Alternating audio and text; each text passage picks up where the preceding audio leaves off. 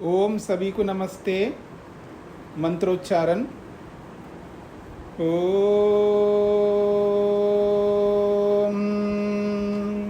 सहनाववतु सहनौ भुनक्तु सह वीर्यं करवावहै तेजस्विनावधीतमस्तु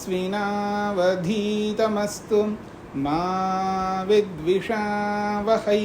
ओम शांति शांति शांति।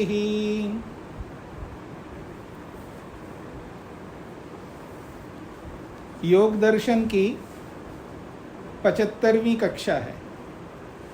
समाधिपाद के 30वें सूत्र को लेकर के हम विचार कर रहे हैं। योग में बाधक तत्व, विघ्न, अंतराय कौन है, उसकी चर्चा हो रही है। तो 30वें सूत्र में 9 अंतराय यानी 9 प्रकार के विघ्न जो बाधक हैं, योग को होने नहीं देते हैं, उनकी चर्चा की है।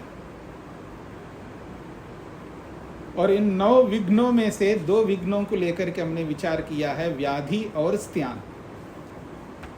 तीसरा अंतराय है संशय। संशय के लिए बोला जा रहा है संशया उभय कोटि स्पृग विज्ञानम स्याद इदम एवं नैवं स्यादिति। संशयः, संशय किसको कहते हैं? तो महर्षि वेदव्यास कहते हैं उभय कोटि स्पृग विज्ञानम। उभय कोटि का अर्थ होता है 2 प्रकार के।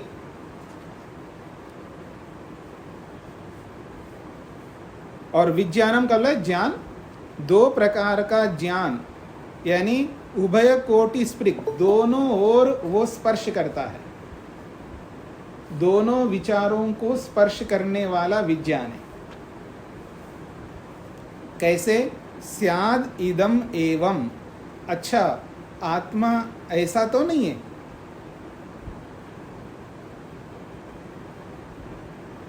आत्मा ऐसा तो नहीं है।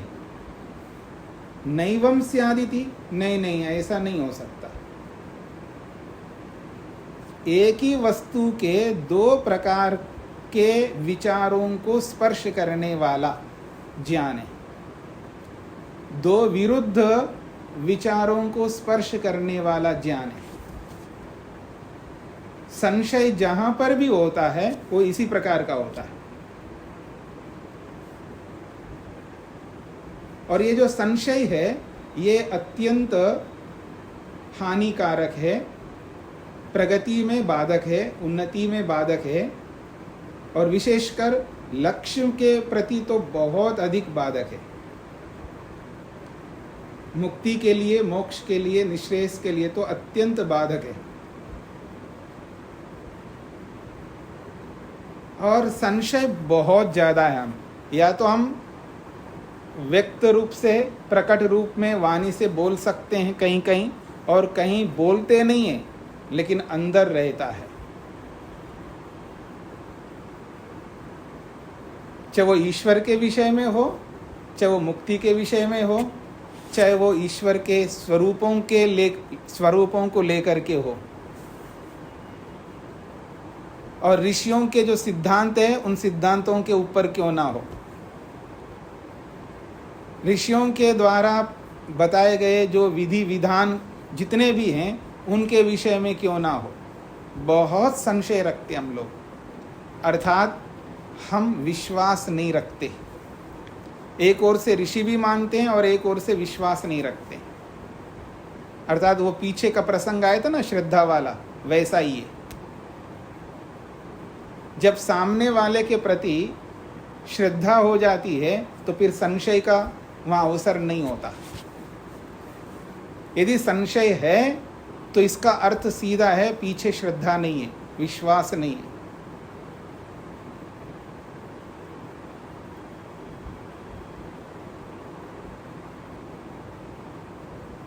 हम ऐसे लोग हैं अपनी माँ पर भी श्रद्धा नहीं रखते, अर्थात माँ पर भी विश्वास नहीं रखते, पिता पर भी विश्वास नहीं रखते, तो दूर के लोगों के लिए क्या कहना है। पति पर विश्वास नहीं रखते, पत्नी पर विश्वास नहीं रखते, तो दूर के लोगों के लिए क्या कहना। इसलिए संशय मंडराता रहता है हमारे जीवन में। और संशयात्मा विनश्यति, ऐसा गीता ने कहा है। विनश्यति का मतलब है उसकी उन्नति नहीं हो सकती। दुख का भोगना ही हमारा विनाश है। वैसे तो विनाश तो होता नहीं है किसी भी वस्तु को लेकर के। आप देखें, किसी भी वस्तु का कोई विनाश नहीं होता है। रूपांतरित होना ही तो विनाश है। और वैसे ही आत्मा का कोई रूपांतरित भी नहीं होना है। इसका आत्मा तो जैसा है वैसा ही रहता है, ये आप सबको पता है। नैनम छिंदन्ति शस्त्राणि, ये सब पढ़ते ही आप, सुनते ही आप। तो आत्मा का तो वैसे भी विनाश नहीं होता है। फिर संशयात्मा विनश्यति जो बोला है, तो इसका क्या अभिप्राय है। इसका यही अभिप्राय है कि जो संशय रखता है वो दुखों से घिरा रहता है, दुख उससे दूर नहीं हो सकते। संशय आत्मा के जीवन में दुख अधिक बढ़ते हैं और दुखों को भोगना ही विनाश है। और जो भी जहाँ जितना भी संशय रहता है वहाँ उतने अंश में दुख तो होता ही है। पता नहीं ये सही कह रहे हैं या नहीं। अब ये जो विचार है ये संशय वाला विचार है, और जैसे ये विचार मन में आता है तो समझ लेना दुख प्रारंभ होता है, मानसिक दुख।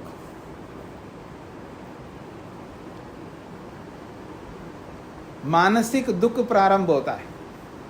संशय से कोई शारीरिक दुख नहीं होता है। संशय से कोई शारीरिक दुख नहीं होता है, शरीर में कुछ नहीं बिगड़ता। हाँ, वो एक अलग बात है, संशय ज़्यादा करते करते करते व्यक्ति स्ट्रेस में आ जाए, डिप्रेशन में चला जाए, तनाव दबाव में चला जाए, तब शरीर में हानि होगी। लेकिन आपाततः प्रारंभिक स्थिति में जब संशय होता है तब शरीर में यूं दिखता नहीं है। कोई शरीर में कोई कट आ गया हो, शरीर में कोई नुकसान हो रहा हो, शरीर में कोई कमी आ रही हो, ऐसे यूं दिखता नहीं है। लेकिन मन में तो निश्चित रूप से दुख प्रारंभ हो जाता है। और वो दुख इतना बढ़ जाता है और वही दुख स्ट्रेस का कारण, टेंशन का कारण बनता है, तनाव का, दबाव का कारण बनता है। और उसके कारण से फिर शरीर में जो रोग होंगे वो होंगे। तो इसलिए कहा जा रहा है, यदि योग में गति करना चाहते हैं तो संशय को छोड़ देना होगा। हमें नहीं समझ में आ रहा है तो कोई बात नहीं, ये जरूरी नहीं है हर विषय हमको समझ में आ जाए। वहाँ मान करके चलो। यदि आप, मैं, ये जो कोई भी, हम जिसको भी अपने से थोड़ा बड़ा मानते हैं, अपने से बड़ा मानते हैं, और विशेषकर माता पिता की दृष्टि से हो या ज्ञान की दृष्टि से हो या उम्र की दृष्टि से हो, अगर हमसे बड़ा किसी को हम मानते हैं और उस बड़े होने के नाते उनको कुछ ना कुछ हम सम्मान करते, रिगार्ड देते हैं, तो उनकी बातों को मान करके चलने में हानि कम होगी, लाभ ज़्यादा होगा। और अपने अनुसार चलने पर हानि ज़्यादा होगी, लाभ कम होगा। इस बात को ध्यान में रख करके चलना होगा। इसलिए जो ऋषि लोग कहते हैं उनके अनुसार चलने पर लाभ ज़्यादा होगा, हानि तो बहुत कम होगी। और जो भी हानि होगी वो हमारे कारण से होगी, ऋषियों के कारण से नहीं होने वाली है, महापुरुषों के कारण से नहीं होने वाली है। फिर भी मनुष्य है, अल्पज्य है, इसमें गुंजाइश हो सकता है। तो भी हम अपने ढंग से चलेंगे, एक वो स्थिति है, और ऋषियों के अनुसार चलेंगे वो स्थिति है। जब ऋषियों के अनुसार चलेंगे तो वहाँ पर श्रद्धा रखनी होगी, विश्वास रखना होगा, फिर ये संशय जो है नहीं होंगे। संशय के पीछे ये विश्वास और अविश्वास और अश्रद्धा ही बहुत बड़े कारण बनते हैं। इसलिए संशय से बच के रहना चाहिए व्यक्ति को। केवल शास्त्रीय बातों में ही नहीं, व्यवहार में भी, चाहे वो सास के प्रति हो, चाहे वो पति के प्रति हो, चाहे पत्नी के प्रति हो, चाहे वो जो भी हमारे निकट के संबंध हैं, उनमें व्यर्थ संशय को पाल करके, संशय को दिमाग में रख करके दुख के अतिरिक्त और कुछ नहीं पाएंगे। इसलिए संशय को दूर रखना चाहिए। इसलिए योग के मार्ग में संशय को स्थान नहीं दिया जाता है और ये बहुत बड़ा बाधक है। अगला विषय आ रहा है चौथा, प्रमाद।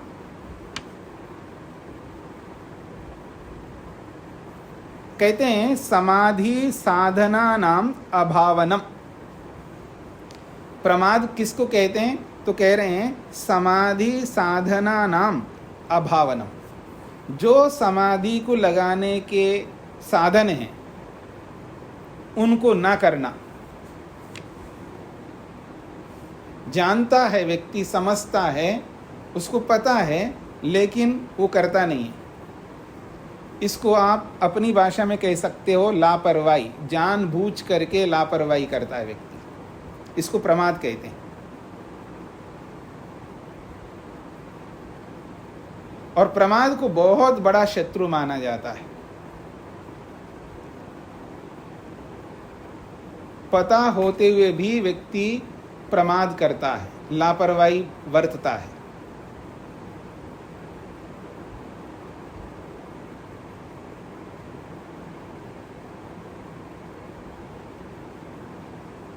तो बहुत सारे कर्तव्य हैं हमारे जीवन में। उठने से लेके कर्तव्य प्रारंभ होते हैं और जब तक सोते नहीं तब तक कर्तव्यों को पूरा करना ही होता है हर व्यक्ति को, अपने अपने आश्रम से, अपने अपने वर्ण से। बहुत सारे कर्तव्य हमारे, और जिन कर्तव्यों को हम नहीं जानते उसको छोड़ दीजिएगा, और जिन कर्तव्यों को हम जानते हैं जानबूझ करके उन कर्तव्यों को न निभाना,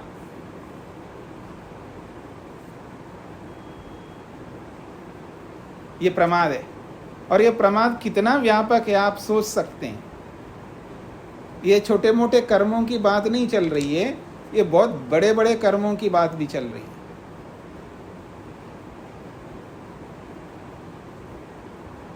हाँ जी, मेरी ओर देखेंगे, सत्य बोलना है, पता है व्यक्ति को सत्य बोलना चाहिए, लेकिन क्या करता है? प्रमाद करता है, नहीं बोलता, बचता है। ये क्या है? प्रमाद ही है। क्या होगा? ऐसे थोड़ा है कि सत्य थोड़ा यूँ हर जगह यूँ बोलता रहूँ मैं तो फिर एकदम बैकवर्ड आदमी बन जाऊंगा। यानी व्यक्ति इतना प्रमाद करता है, आप कल्पना करके देख सकते हैं। सत्य तो एक उदाहरण दिया है, और ऐसे पता नहीं कितने यम को लेकर के देखिए, नियमों को लेकर के देखिएगा, कितना आदमी प्रमाद करता है, कितना प्रमाद करता है। छोटी सी छोटी क्रिया से लेकर के बड़ी सी बड़ी क्रिया तक व्यक्ति बहुत ही ज्यादा प्रमाद करता रहता है।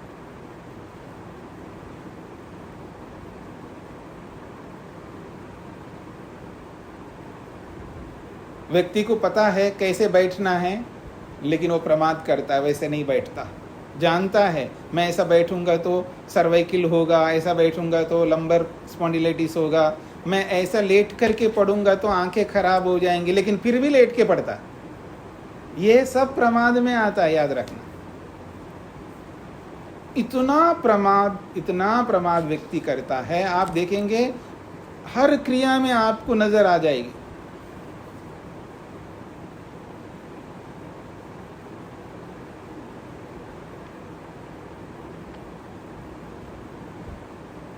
लेट करके पढ़ता है, लेट करके स्वाध्याय करता है, लेट करके मोबाइल चलाता है, और पता नहीं, आप देख सकते हैं कितना कुछ करता है व्यक्ति प्रमाद, सब पता है उसको ऐसा नहीं करना चाहिए, ऐसा नहीं खाना चाहिए, ऐसा नहीं बोलना चाहिए, ऐसा नहीं चलना चाहिए, ऐसा नहीं देखना चाहिए, सब पता रहता है व्यक्ति को। और जब पता होते हुए भी वो व्यक्ति प्रमाद कर रहा होता है, लापरवाही कर रहा होता है। और ये प्रमाद इतना बड़ा शत्रु है, इतना बड़ा शत्रु है, जैसे प्रमाद करेगा तो अगला क्रम आ रहा है, प्रमाद करते ही बस पूछिएगा मत, एक और दोष जुड़ जाएगा उसके साथ, और एक और दोष जुड़ जाने से फिर वो एक के बजाय दो दोष हो जाते हैं, फिर 2 के 3 हो जाते हैं, 3 के 4 हो जाते हैं, ऐसे दोष की श्रृंखला और बढ़ती जाती है। तो जो जानबूझ करके, समझ करके, जान करके, विवेक से युक्त होकर के भी व्यक्ति अपने कर्तव्यों को नहीं निभाता है, इसी का नाम है प्रमाद, और इसी को भाषा में हम लोग लापरवाही कहते हैं। और यहाँ ये स्पष्ट किया है कि समाधि साधना नाम अभावनम, जो समाधि को सिद्ध करने के जितने भी साधन हैं उनको करता नहीं है। बड़ा शौकीन है, बड़ा ध्यान करने के लिए बहुत सज धज करके तैयार होकर के बैठता है, उसके लिए तो बड़ा संवेदनशील होता है, पर सत्य बोलने में नहीं होता, अहिंसा का पालन करने में नहीं होता, अपने दोषों को दबाने में काम नहीं करता, यानी और दोष तो वो ऐसे पानी की तरह बहाता जा रहा है, मानता नहीं। लेकिन जैसे ही ध्यान का समय आ जाए, पता नहीं बगुला भगत बन जाता व्यक्ति।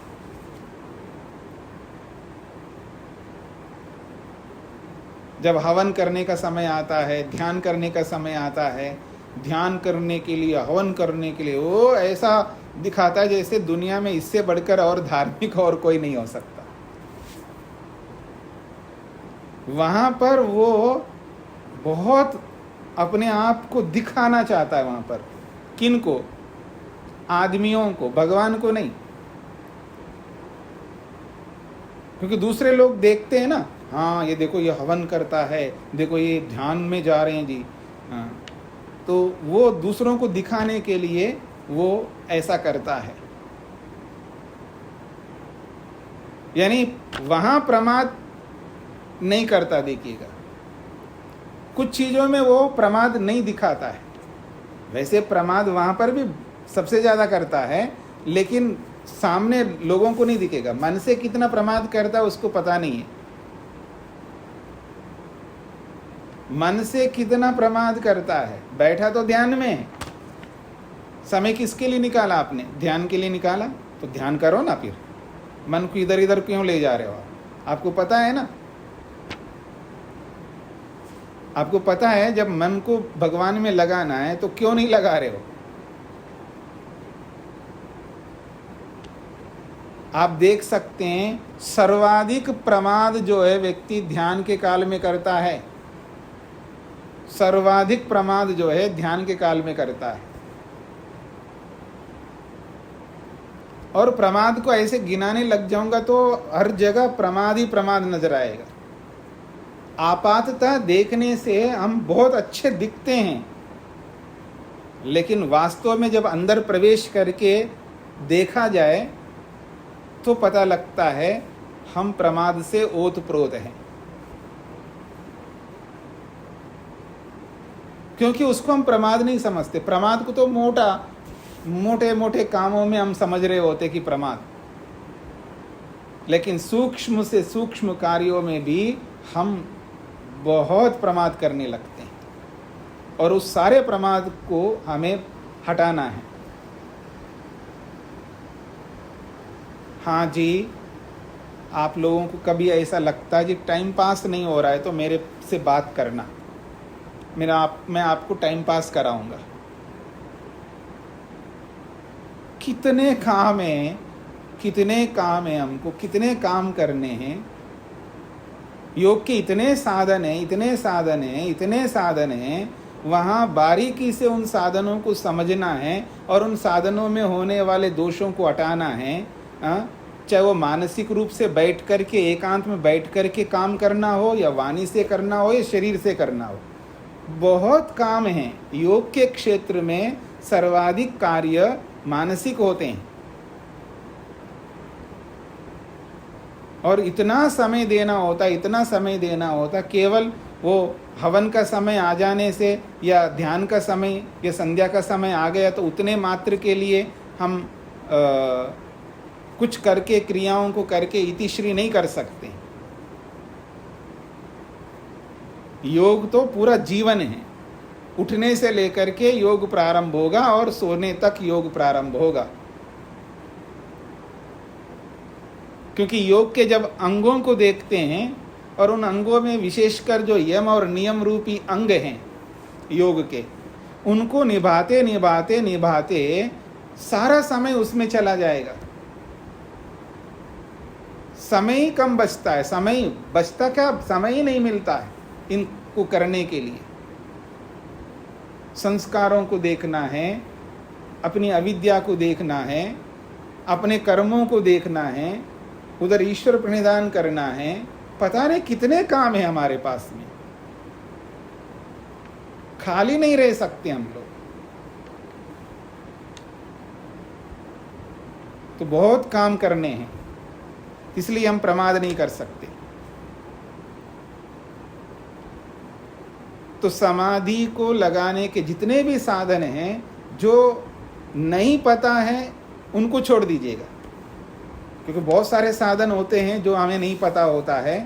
पर जो जो पता है हमें साधन, जो समाधि को लगा सकते हैं, ये समाधि को दिला सकते हैं, समाधि तक ले जा सकते हैं, समाधि को समझा सकते हैं, उन सारे साधनों को हमें करते रहना होगा। तब हम इस प्रमाद से बाहर निकल पाएंगे। यदि उन साधनों को नहीं अपनाएंगे तो समझ लेना सीधा सीधा हम प्रमादी है। जहां जिस विषय में पता लग रहा है हमको कि ये समाधि का साधन बनता है, ये समाधि के निकट ले जाने वाला है, समाधि को समझाने वाला है, समाधि को प्रकट करने वाला है, जो भी जहाँ जैसा लगता है आपको, वहाँ पर हमें उसको अपनाना होगा। उसको नज़रअंदाज नहीं कर सकते, उसको धूमिल नहीं कर सकते, उसको अवॉइड नहीं कर सकते हम लोग, क्योंकि एक एक बूंद मिल करके ही घड़ा भरेगा, ये आप सब जानते हैं। ऐसे समाधि इतना आसान नहीं है। उस समाधि के बहुत साधन हैं। सुबह उठने से लेकर के रात्रि तक हर क्रिया को, हर दृष्टि को हम समाधि का साधन बना सकते हैं। कोई भी कर्म हम करें, उस सारे कर्म को समाधि का साधन बना सकते हैं। जो भी ज्ञान प्राप्त करे, उस ज्ञान को हम समाधि का साधन बना सकते हैं। और जो भी भक्ति, उपासना, ध्यान, संध्या, जो भी आप कहो, उन सब को हम समाधि का साधन बना सकते हैं। जीवन की प्रत्येक क्रिया को हम समाधि का साधन बना सकते हैं। घर में जितने भी काम करते हैं घरेलू लोग, जो घर में रहने वाले हैं, उन सारे कार्यों को समाधि के साधन बना सकते हैं।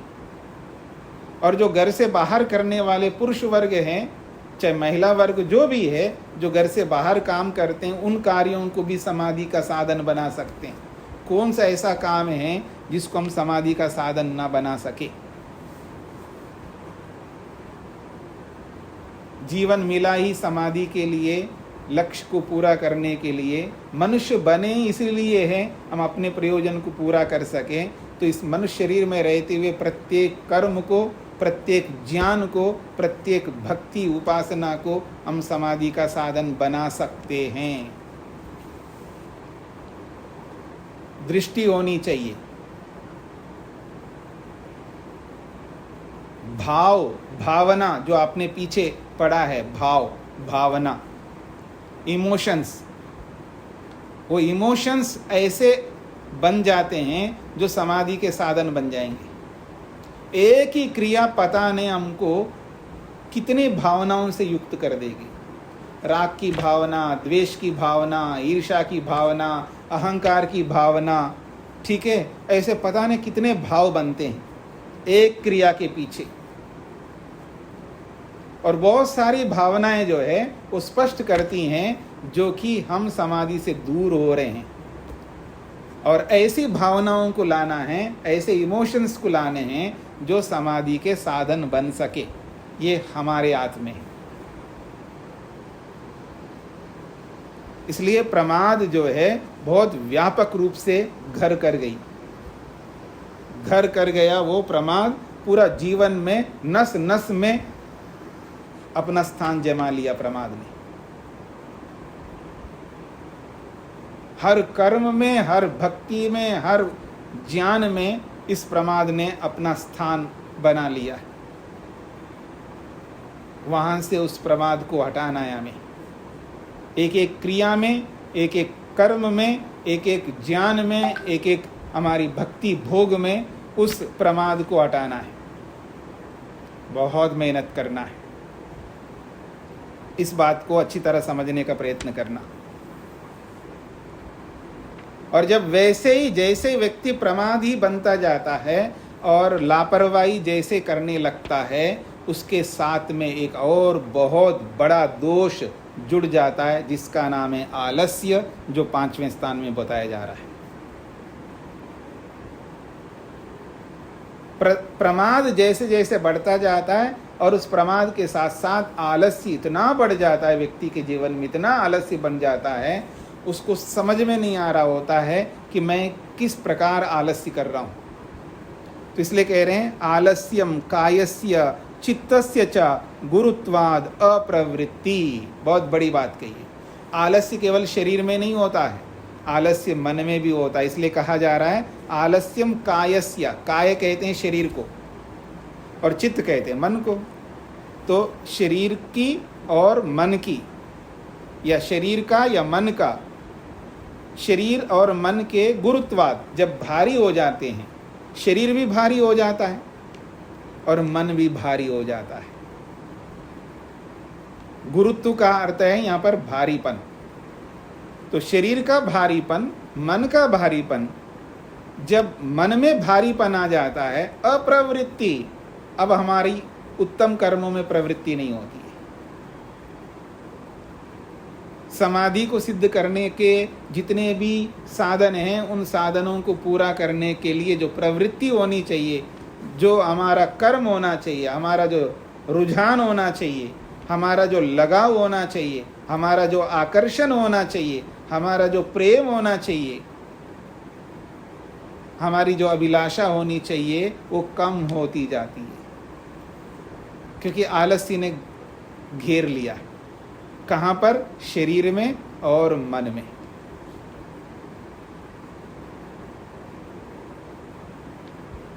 और आप कभी देखेंगे ना, कहीं कहीं ज्ञान की दृष्टि से जब आदमी को समझ में नहीं आ रहा होता है, नहीं जी मेरे को समझ में नहीं आ रहा है, क्या बोला है मेरे को पकड़ में ही नहीं आ रहा है, तो समझ लेना कि वहाँ मन के अंदर भारी भरकम आलस्य बैठा हुआ है, वो उसको समझ में नहीं आ रहा होता है। आलस्य कहाँ कहाँ होता है उसको समझ में नहीं आ रहा होता है। वाणी में भी आलस्य होता है, शरीर में भी आलस्य होता है, मन में भी आलस्य होता है। ये मैं नहीं कह रहा हूँ, ये खुद कह रहे हैं। यहाँ देखिए, यहाँ तो शरीर का आलस्य, मन का आलस्य तो बता दिया, वाणी का आलस्य नहीं बताया, वो समझ लेना। जब मन में भी आलस्य होता है तो वाणी में क्यों नहीं हो सकता? वाणी में भी होता है। कुछ इतने आलसी प्रमादी होते हैं, आप देखना, उसको बोला जा रहा है ऊंचा बोलो, वो बोलता ही नहीं, बड़ा आलस्य करता है। और जब वही आदमी ऐसे धीरे से बोलता है, सामने वाले को समझ में नहीं आ रहा होता है, सुनने वाले परेशान हो रहे होते, भाई थोड़ा ऊंचा बोलो, थोड़ा स्पष्ट बोलो, सुनाई नहीं दे रहा है, वो ठस से मस नहीं होता आदमी, इतना आलस्य ले आता है वाणी के अंदर, वो बोलता नहीं। और जब वही लड़ने लगता है ना, फिर देखना उसकी वाणी कैसी होती है। वहां कोई आलस्य नहीं करता लड़ते समय। लड़ते समय देखो, जो जिसकी वाणी ऊंची निकलती नहीं है, सुनाई नहीं दे रहा होता है सामने वाले को, अरे क्या बोल रहे हो, बोलने का तात्पर्य ये होता है कि सामने वाले को सुनाई दे, आपका बोलना व्यर्थ हो रहा है, सुनाई नहीं दे रहा है, फिर भी वो नहीं समझ रहा होता, क्योंकि वहाँ आलस्य बैठा हुआ है उसके वाणी के अंदर। और वही आदमी जब लड़ने लगता है, और वही आदमी जब आपस में जब धन को लेकर के कोई विभाजन करना हो, और जब धरती को, जमीन को लेकर के विभाजन करना हो, और कुछ साधनों को लेकर के, वहाँ फिर देखना उसकी वाणी कैसी चलती है। ऐसी तीखी, ऐसी तीक्ष्ण वाणी निकलती है, ऐसी ऊंची वाणी निकलती है। उसको बोला भाई थोड़ा धीरज रख, कोई हम लड़ थोड़े, हम भाई लोग हैं आपस में, हम माँ बाप हैं, आपके अपने निकट के लोग हैं, तुम थोड़ा शांति से बोलो। नहीं, सुनता ही नहीं, इतना आक्रोश रहता है उसके अंदर। तब वो कोई आलस्य नहीं करता वहाँ पर, लेकिन उत्तम कर्मों को करने में आलस्य है उसको, श्रेष्ठ कर्मों को करने में आलस्य है उसको, चाहे वाणी से हो, चाहे वो शरीर से हो, चाहे वो मन से हो। इतना आलस्य करते हैं लोग, इतने आलस्य करते हैं, बहुत आलस्य करते हैं। मुक्ति के लिए तो छोड़ दीजिएगा, वो बहुत बड़ी बात है, अपने लिए भी आलस्य देखिए उसका। उसको लाख बार ये बता दीजिएगा कि आपको स्वस्थ रहना है, कुछ वर्कआउट करो, कुछ एक्सरसाइज करो, कुछ अपने शरीर के लिए कुछ काम करो, उसको नहीं समझ में आता, नहीं भाता है।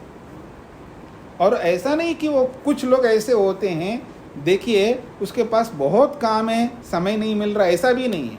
खाली पीली बैठे हैं, खा रहे हैं, पी रहे हैं, टीवी देख रहे हैं, सो रहे हैं, उठ रहे हैं, बस उनका काम और कुछ नहीं है।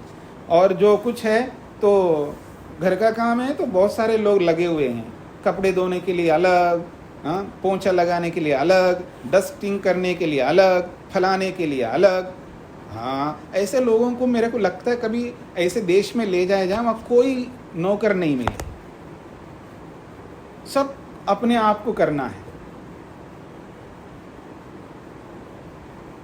कुछ समझ में आ रहा है आप लोगों को? हम यहाँ भारत में रह करके हम छोटे मोटे कामों को भी खुद नहीं कर सकते।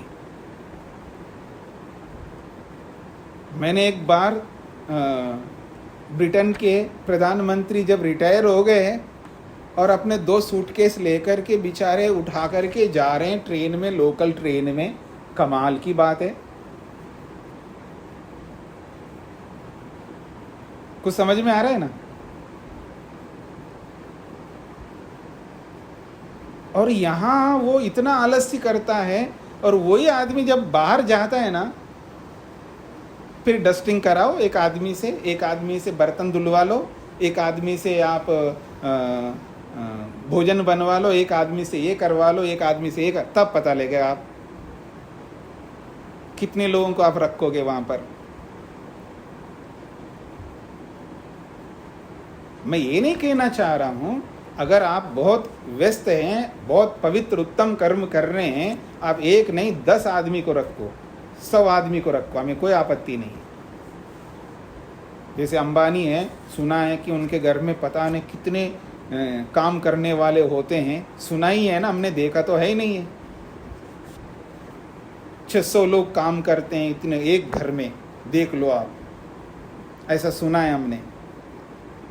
वो आदमी बहुत काम करते हैं, तो 600 क्या, वो 6000 आदमी रखे अपने घर में, वाजिब है, यथार्थ है, होना चाहिए।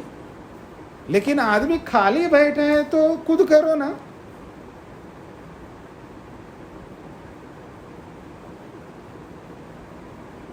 बेड पर बैठा है आदमी, टीवी देख रहा है, और बगल में टेबल है और नौकर है, तो उसको बोलेगा हाँ जी एक गिलास पकड़ा देना, तो पकड़ा देगा। अब आदमी है तो उसी से करवाना, इसमें कोई बात नहीं है। कहने का अभिप्राय है, आलस्य आप देख सकते हैं, ऐसा घर कर गया, पूरा जीवन में आलस्य व्याप्त हो गया है। इसका हम अंतर नहीं कर पा रहे। और यही आलस्य जो है, जब हम घर के कामों में आलस्य करते हैं, सामाजिक कार्यों में आलस्य करते हैं, तो ईश्वरीय कार्यों में तो कितना आलस्य करेंगे? वहाँ तो कोई देखने वाला नहीं है। यहाँ तो कम से कम लोग देखते हैं, दूसरे लोग देखते हैं, देखो ये आलसी आदमी, देखो माँ काम कर रही है और ये बैठा है, या पिता काम कर रहा है ये तो बैठा है, तो यहाँ लोग देखते हैं। वहाँ आजकल लोगों के अंदर इतना आलस्य, इतना प्रमाद बढ़ गया, कौन क्या समझ रहा है उनको उससे भी कोई परवाह नहीं होता है।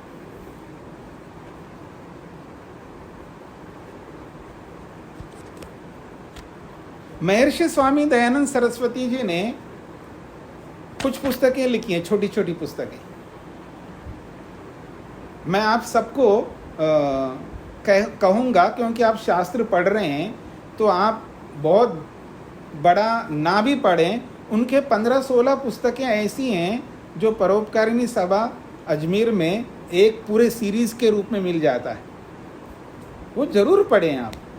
और उन सीरीज़ में एक सबसे पहली पुस्तक है व्यवहार भानु। बहुत महत्वपूर्ण बातें हैं, यानी व्यवहार, क्योंकि व्यवहार जो है वो कर्म से जुड़ा है, क्रिया से जुड़ा है व्यवहार हमारे।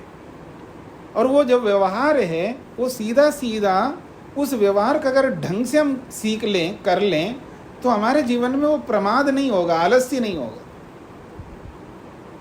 जो विदेशी लोग बहुत अच्छा करते हैं इस विषय में। देखिएगा, मेरे को ऐसा नहीं है कि विदेशियों से ज़्यादा प्रेम है, स्वदेशियों से ज़्यादा नफरत है, ऐसा मेरा अभिप्राय नहीं है। जहाँ जिसका हर व्यक्ति में गुण और दोष होते हैं, लेकिन वहाँ जो विदेशी का मतलब केवल विदेशी नहीं है, भारतीय भी जो विदेश में रह रहे हैं, वो सबके लिए बोल रहा हूँ, वो उनको देखेंगे, वो बहुत मेहनती होते हैं, पुरुषार्थी होते हैं। क्या सुबह जल्दी उठ करके सब 5-6 बजे बाहर निकल जाते हैं, ऑफिसों के लिए निकल जाते हैं, काम करते रहते हैं, और शाम को जल्दी खाते हैं, फिर खा कर के घंटा 2 घंटे, पता नहीं उनकी बस की चले तो 3-3 घंटे वो वॉक करेंगे या जितने भी करेंगे, फिर आ कर के थोड़ा बहुत होता है, जो छोटे मोटे काम करके अपना जल्दी सो जाते हैं और फिर जल्दी उठते हैं। क्या दिनचर्या उनकी है, कितना काम करते हैं वो लोग। और हम लोग बस पूछो मत। खैर, ये जो आलस्य है, इस आलस्य के कारण से मेरे को ये सब बोलना पड़ रहा है। किसी को बुरा लगता है तो ज़रूर जब लगना चाहिए, ज़्यादा लगना चाहिए। तो ये शरीर का जो आलस्य है हमारे जीवन में, और मन का जो आलस्य है, और उसके बीच में हम वाणी का भी जोड़ दें, वाणी का भी आलस्य है, तो तीनों प्रकार के आलस्य जो है ये अत्यंत हानिकारक है, और हमें योग से कोसों दूर कर देगा ये आलस्य।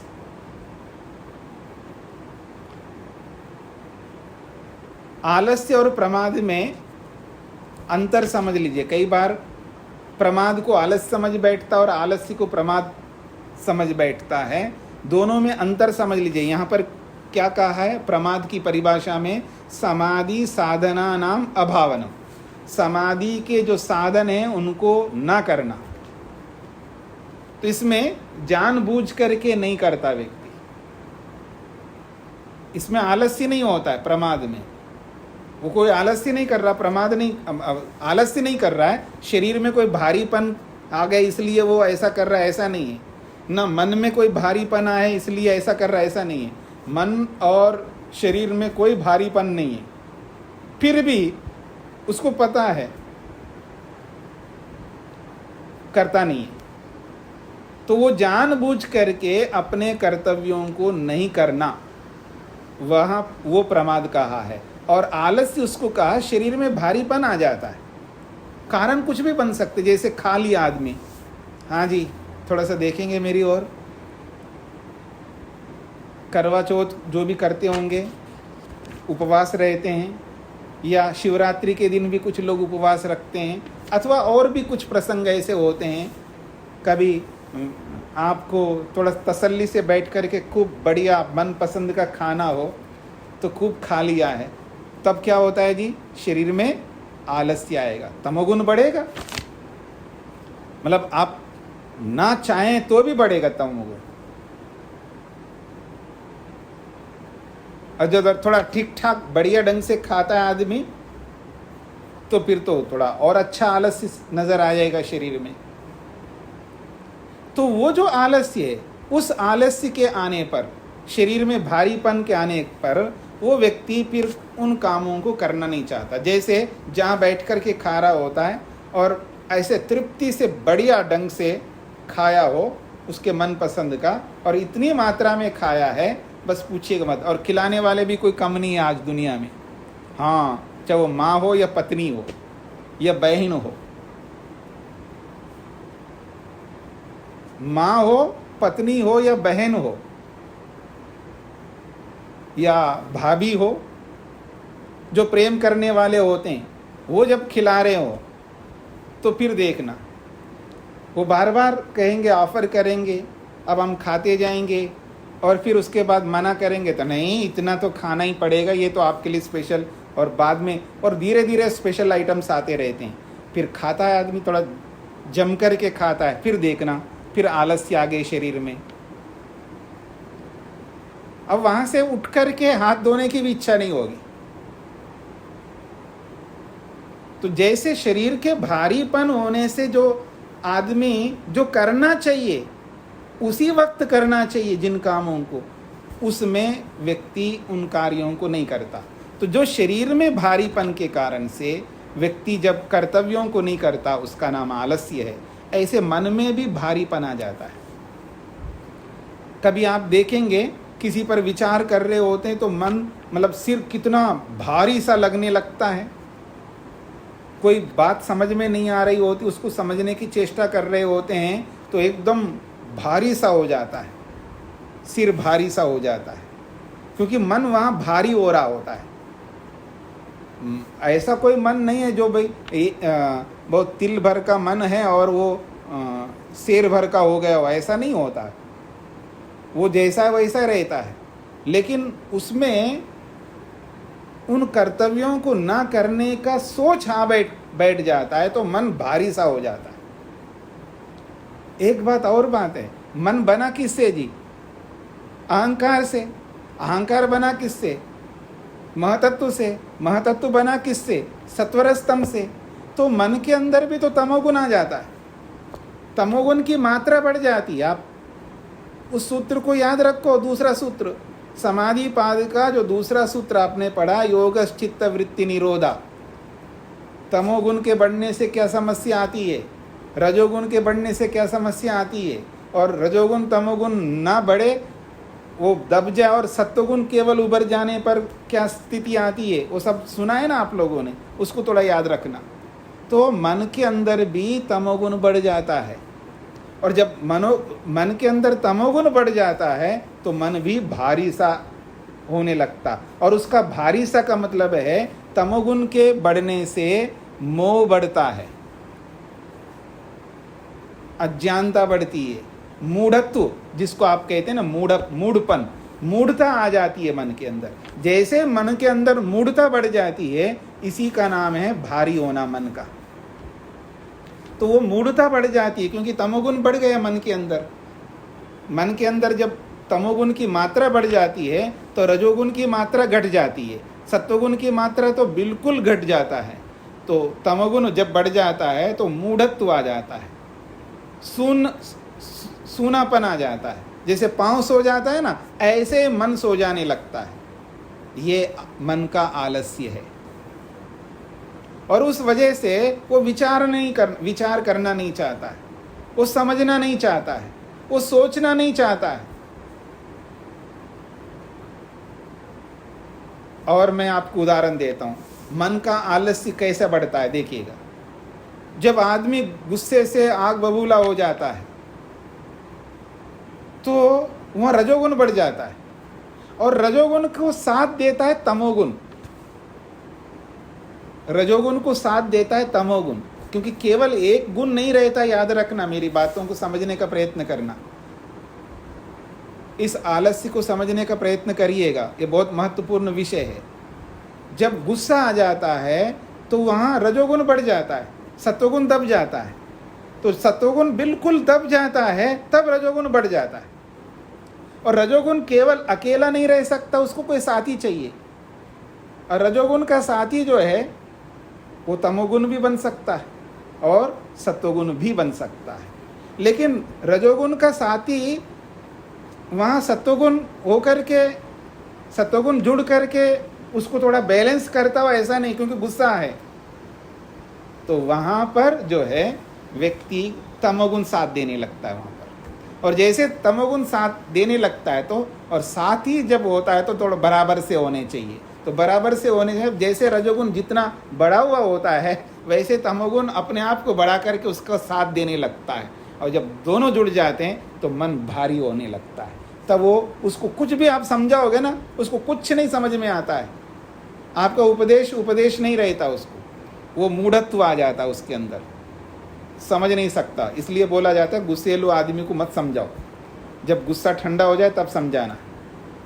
जब लोभ बढ़ जाता है, और लोभ बढ़ने का मतलब वहाँ पर रजोगुण बढ़ता है, तब लोभ बढ़ता है। और जैसे रजोगुण बढ़ गया तो सत्वगुण बिल्कुल दब जाता है, फिर वहाँ पर भी साथ देने के लिए तमोगुण आ जाता है। और अत्यंत लोभ जब आ जाता है तो उसको भी समझ में नहीं आता है। और लोक में प्रसिद्ध है ना, काम अंधो ना पश्यति। काम से जब अंधा हो जाता है व्यक्ति, उसको कुछ नहीं दिखता, मेरे सामने माँ खड़ी है, पिता खड़ा है, या गुरु खड़ा है, या बड़ा आदमी खड़ा है, क्योंकि काम वासना से इतना दबा हुआ होता है व्यक्ति, वो उसमें रजोगुण बढ़ जाता है और उसके साथ देने वाला तमोगुण होता है। तो ऐसे जो भी दोष जब जीवन में बढ़ रहे होते हैं तो वहाँ रजोगुण बढ़ रहा होता है, उसको साथ देने के लिए यदि कोई आता है तो तमोगुण आता है। जब तमोगुण जब बराबर मात्रा में बढ़ने लगता है तब आलस्य घेर लेता है, फिर वो उचित कर्तव्यों को नहीं करता। ये है आलस्य, मन के भारी होना। और मतलब मन का भारी होने का मतलब ये है, इस तरह व्यक्ति जो है आलस्य करके अपने कर्तव्य कर्मों से दूर हो जाता है। क्योंकि जब आलस्य होता है तब कर्तव्य कर्मों को नहीं करता, जो बहुत जरूरी कर्तव्य कर्म हैं वो सब रह जाते व्यक्ति के, क्योंकि आलस्य करने नहीं देता। जैसे प्रमाद में नहीं करता व्यक्ति कर्तव्य कर्मों को, वैसे ही आलस्य में भी नहीं करता। और ये दोनों दोष ऐसे हैं, प्रमाद और आलस्य, इनके लिए आगे आप खुद पढ़ेंगे महर्षि वेदव्यास क्या कहते हैं। जब हमारे जीवन में आलस्य और प्रमाद बढ़ जाते हैं, मेरी ओर देखिएगा, किसी आदमी को पकड़ने की कोशिश करो जो हाथ में नहीं आना चाहता है, भागना चाहता है, विशेषकर, समझ रहे मेरी बात को। जो किशोर बच्चे होते हैं, जो युवा बच्चे होते हैं, वो जब उनको पकड़ने की कोशिश करते हैं वो हाथ में नहीं लगते हैं, भाग जाते हैं, इधर उधर चले जाते हैं। माँ पकड़ना चाहती है लेकिन माँ के पकड़ में नहीं आते हैं, पिता भी पकड़ना चाहता है तो भी उनके पकड़ में नहीं आते। किशोर बच्चे हैं, थोड़ा सा गर्म खून होता है, और युवा है तो और ज़्यादा गर्म होता है, तो पकड़ में नहीं आते। जो भी बच्चे पकड़ में नहीं आते हैं ना, एक ही रास्ता है, बालों को पकड़ लो, पीछे से शिखा पकड़ लो। शिखा तो रखते नहीं होंगे, लेकिन बाल तो आजकल पता नहीं अजीब अजीब बाल रखते हैं, तो वो बालों को पकड़ लो, अब वो कहीं नहीं भाग सकते। ठीक इसी प्रकार आगे आप पढ़ेंगे, स्वयं बताएंगे, वहाँ मैं विस्तार से बताऊंगा। वो ये कहते हैं अगर कोई आदमी पकड़ में नहीं आता है तो जैसे उसके बालों को पकड़ लेंगे तो अब कहीं नहीं भाग सकता। ये जो आलस्य और प्रमाद है आदमी के बालों को पकड़ के रखते हैं, अब वो कर्तव्य कर्मों की ओर जा ही नहीं सकता। ये आलस्य और प्रमाद ऐसे हैं जैसे बालों को किसी ने पकड़ लिया हो, ऐसे आलस्य प्रमाद जो है आदमी को ऐसे घेरते हैं, अब वो कर्तव्यों को नहीं कर सकता। जब कर्तव्य नहीं होंगे तो समाधि लगेगी नहीं, समाधि की ओर बढ़ेंगे नहीं। मोक्ष की ओर जो हमें रास्ता तय करना है, मोक्ष की जो सीढ़ियां हैं बहुत हैं जी। हाँ जी, आपको देखो जी, मैं गुजरात में रहता हूँ तो मैं यही कह सकता हूँ, जूनागढ़ ले चलते हैं आपको। जूनागढ़ में एक मंदिर है पहाड़ में, और इतनी सीढ़ियाँ, मैं भी तो नहीं चल पाया, समय नहीं था, पूरा दिन चाहिए, आराम से चलना है, तो इतनी सीढ़ियाँ, पता नहीं वो सीढ़ी कितनी है, या चाइना जाओ वहाँ भी सुनते हैं कि सीढ़ियाँ हैं। अब वहाँ तो अब तो जाना नहीं चाहते हैं, लेकिन मुक्ति की, मोक्ष की सीढ़ियाँ तो बस पूछो मत, इतनी सीढ़ियाँ हैं।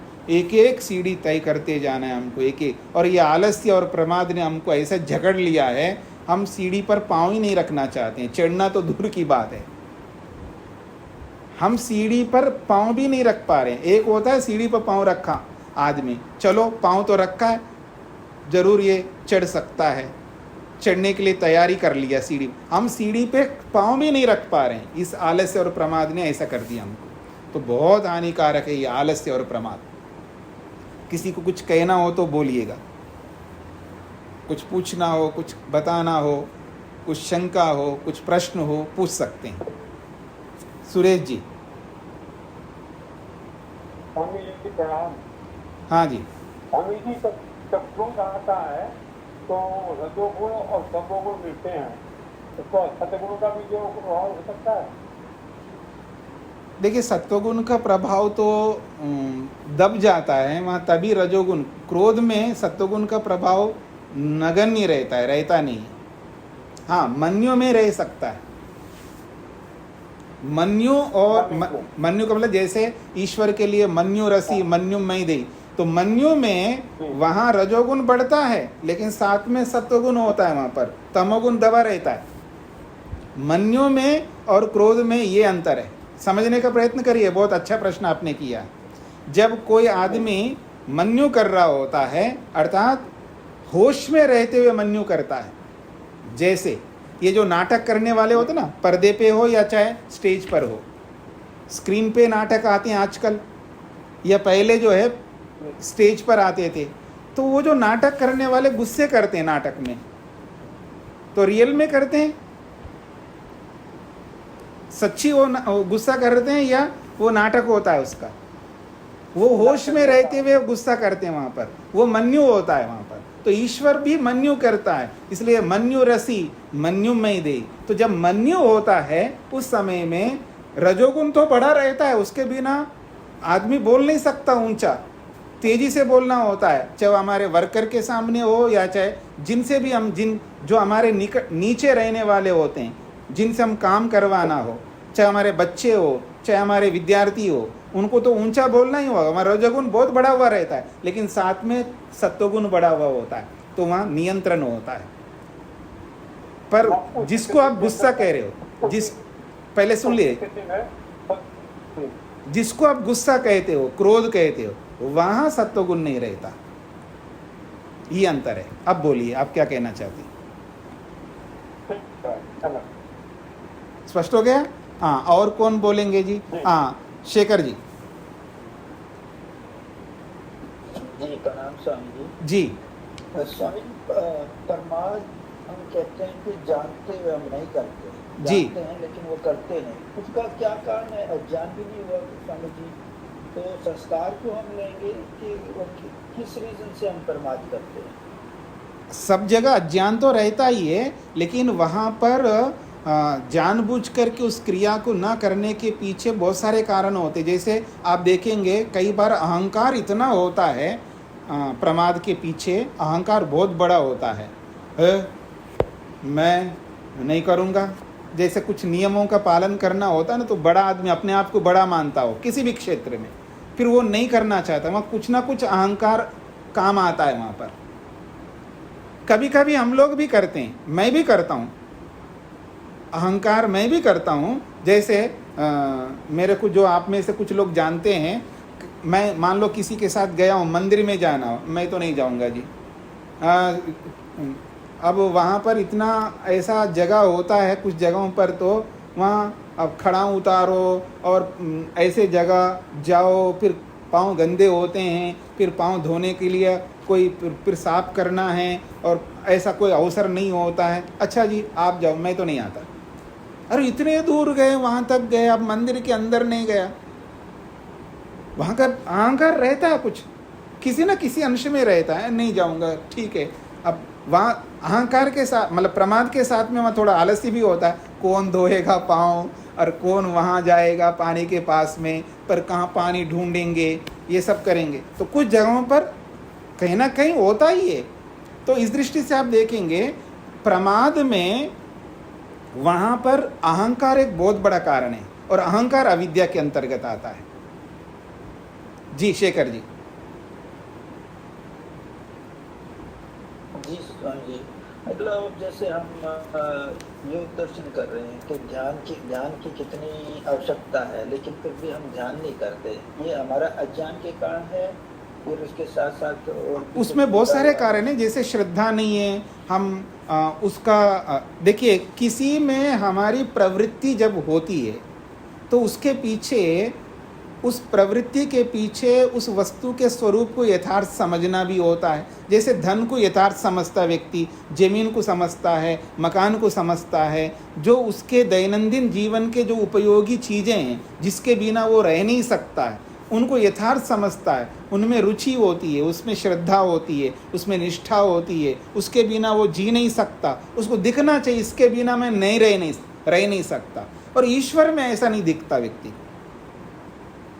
अर्थात ईश्वर के स्वरूप को न पहचानना बहुत बड़ा कारण है। ध्यान को समझते हुए भी नहीं कर रहा है, इसका मतलब ईश्वर को अभी समझा नहीं है ढंग से।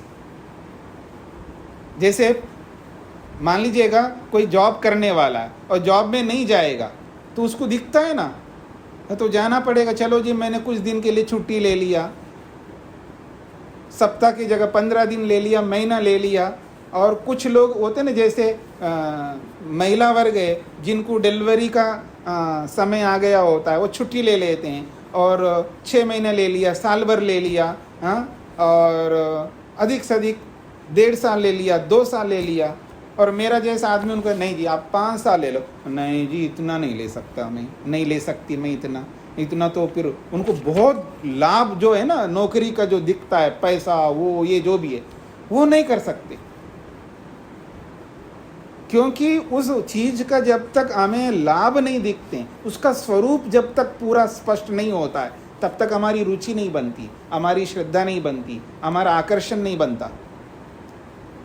तो उसमें ध्यान को समझते हुए भी हम नहीं कर रहे हैं, ये अलग बात है कि ना समझने के कारण से नहीं कर रहे हैं।